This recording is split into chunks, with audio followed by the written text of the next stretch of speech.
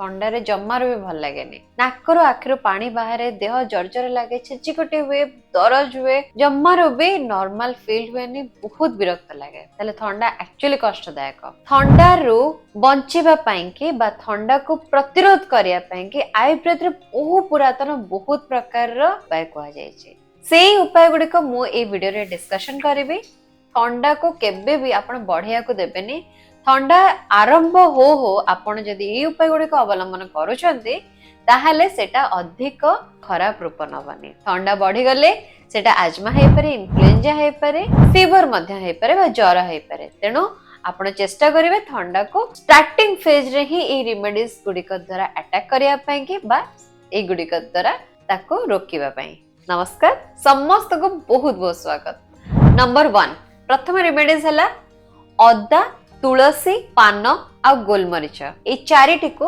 नेबे आपण सुंठी नै पारंती अदा रे थाए जिंजरोल जोटा कि फुला फुली को बहुत सुंदर भाबरे कमे थाए बा एंटी इन्फ्लेमेटरी प्रॉपर्टी थाए ता द्वारा थंडा काश जनित समस्या प्रथमतः एटा समाधान हबो बा याको प्रतिरोध करके रखिबो थंडा को ता छडा नेक्स्ट आमे नै जाय छै गोलमरीच रे मध्ये एंटी इन्फ्लेमेटरी प्रॉपर्टी अछि तुलसी रे अछि एंटीबॉडीज तले एई चारिटी को जेतळे आमे व्यवहार करूचे बा ए चारिटी रो कॉम्बिनेशन आमे जेतळे नोचे ठंडा काश ज्वर इत्यादि को रोकिबा पई कि बहुत भलो काम दबो केते नबा ना दिन को 2 थरा आमे ग्रहण करिबा एही परि भाबरे आपण सकाळे खाली पेटर ग्रहण करंतु बा संध्या पूर्वरु खाली जेतळे पेट अछि लंच रो 2-3 घंटा परे ग्रहण करंतु एही परि भाबरे 2 थरा आपण जदि ग्रहण करचंदी ताहाले ठंडा जनित समस्या आपणकर दूर हे जिवो आ एटा मध्ये आउ थरे हबा को दबो नाही नेक्स्ट रेमेडीज हला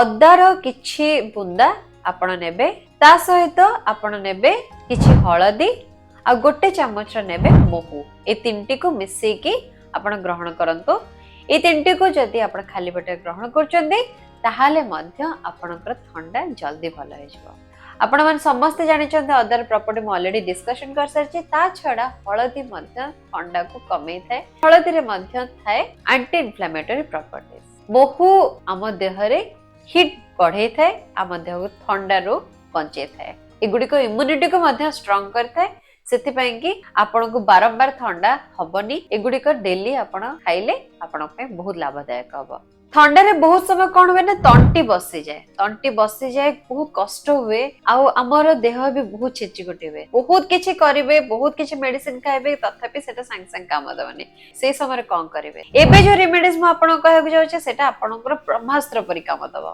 कोन नेबे सुंठी गुंड नै गले किछिटा ता सहित नै जिवे गुड़ जिते गाढ़ा रंगर गुड़ सेटा सेते प्योर गाढ़ा रंगर गुड़ नै गले ता सहित नै गले किछि सुंठी गुंड एबे मिसे दवा सेत्रे किछि हळदी गुंड तीनटी को देसी गाय घियो सहित मिसई की गोटे लड्डू कर देबे छोटे लड्डू कर देबे दिनो को जदी एही लड्डू रो आपण दीटा खाउचंती खाली पेट रे ताहाले तंटी फुला फुली भलिया प्रॉब्लम आपणकर दूर हे जिवो ठंडा तो ठीक हबो ही ता छडा आपण भितर इम्यूनिटी मध्ये बढ़िबो नेक्स्ट को उपाय होची नख उषुम पानी रे आपण किछि हळदी देकी आ लूण देकी गार्गल करिवे तंटी दरज हेतले समस्त कहते लूण पानी गार्गल करिया को किंतु ता सहित आपण किछि हळदी मध्ये मिसेबे ध्यान दियंतु हळदी सब बेले प्योर हबा दरकार बा खंड हळदी को गुंड करके आपण जदी व्यवहार करचंदी ताहाले एटा बेसी भलो काम दबो पैकेट हळदी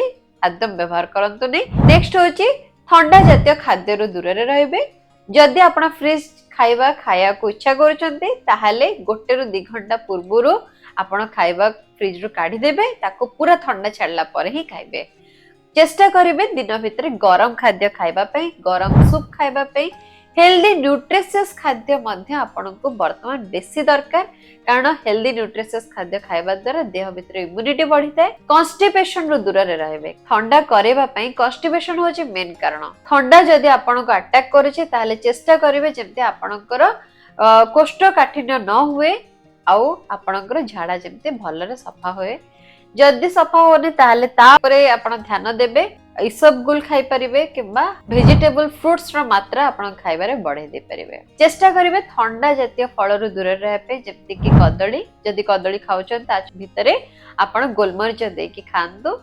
आ दही पखाଳ एगुड़िक मध्य दूर रहिबे। सकाळु उठिकी गरम पानी पीबे। दिन भितरे अल्प अल्प व्यवधान रे आपण उषुम पानी बा गरम पानी पियंतु। गरम पानी पीबा द्वारा आपणक देह भितरे कफ काटिबो।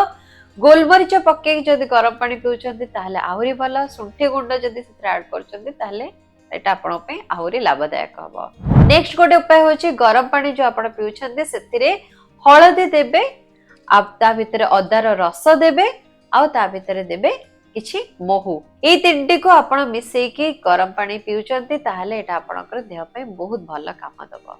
कफ गुड़िक काटिबा द्वारा आपनको बहुत आराम मध्य मिलिबो। मु एठी किछिटा रेमेडीज आपनको कहली जोटा आपनको सूट करबा। आपण से रेमेडीज टाको कंटिन्यू करंतु, कारण बॉडी ऊपर डिपेंड करे जे आपनको को रेमेडीज टा केते काम दबो। सावधान रहबे, जदी ठंडा समय रे बा शीत समय रे आपण सफा करूचंती चुट्टी ताले खरा रे सुखांतु। भल भाबरे प्रॉपर्ली सुखिला परे ताको बांधंतु।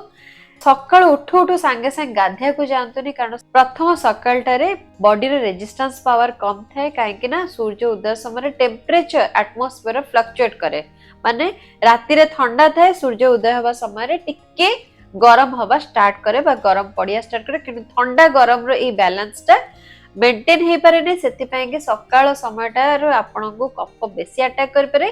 चेष्टा करिवे आपण सकाळ जल्दी उठी जवा पय कि बा ब्रह्म मुहूर्त रे उठी जवा पय कि से समय रे उठी के आपण निजर नित्यकर्म सारिबे। जत्ते बॉडी एक्टिव रहइबो सेते मध्ये आपणकर ए कफटिक कंट्रोल हबो बा ठंडाटी आपणकर कंट्रोल हबो। फल भितर अधिक आपण अमृतभंडा खाइ परंती, ता सहित चिकू खांतु, फिग खांतु। एगुड़िक आपणकर देह पय भल। जदि आपनको ठंडा धूली जोगु होछि ताहाले आपण धूली को कंट्रोल करंतु। पॉल्यूशन ठारो दूर रहंतु। घर झाड़िबा समय रे आपण नाकरे मास्क पिंधंतु। आसन प्राणायाम मध्य रेगुलर करंतु, जेमति कि कपालभाति, अनुलोम विलोम, भ्रामरी प्राणायाम मध्य करि परिबे। एटा मध्य आपणकर कफ को कंट्रोल करिवो। आसन भितर सिंहासन गोटे अछि जोतरे कि कफटा को बाहर करिवो। ता छडा आपण सर्वांगासन करंतु, पवन मुक्तासन करंतु। बहुत प्रकार आसन अछि जोटा कि आपणकर बॉडी को स्ट्रेंथ बढ़िया सहित आपण ठंडा कंट्रोल करिवो, बॉडी रो हीट जनरेट करिवो। एगुड़िक आपण श्वास नली को मध्य अधिक शक्तिशाली करिवो, जोटा कि फ्यूचर रे आपण ठंडा सहित फाइट करिया पे बा लढिया पे कि आपण को भितरे इम्यूनिटी बा रोग प्रतिरोधक शक्ति बढ़ी जिवो। सबोठारो मेन रीजन हैला स्ट्रेस, माने चिंता।